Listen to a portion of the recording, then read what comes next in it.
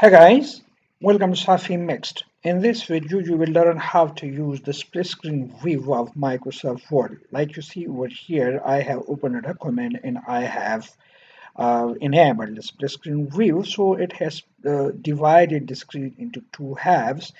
In one half, I can move the document, I can scroll the document up and down, and the other half is stationary. Similarly, if I move the cursor to the upper half, then I can do the same. Or here, I can write in one half. For example, here I write, this is my first attempt. You see, I'm writing in the upper half and the same is taking over here. However, I can, if I come down to the other one, I can do the same, like this is the second half.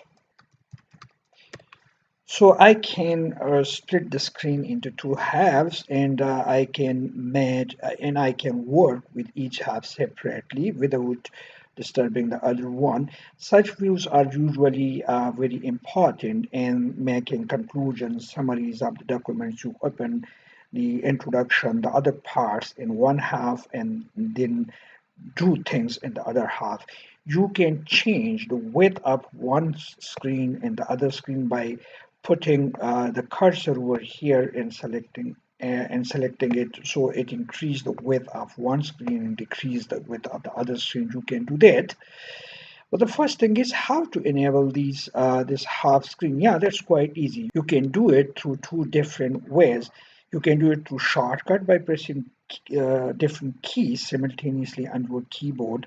And similarly, you can do that from the view tab. So I'll first guide you through the view tab. Come here to the view tab, and on the Windows group, here is remove split. If I click on this, it would remove the split, right? The split is removed.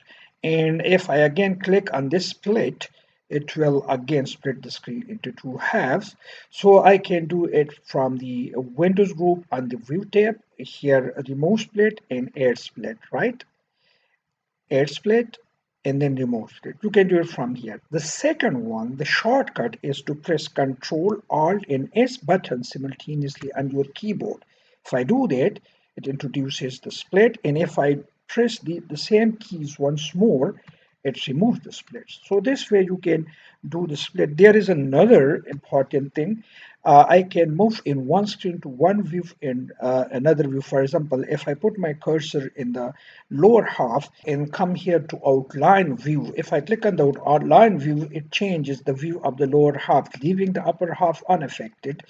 Similarly, if I go back to view tab and I go to print view while putting my cursor in the lower half and I click on the print view, it transform it to print view.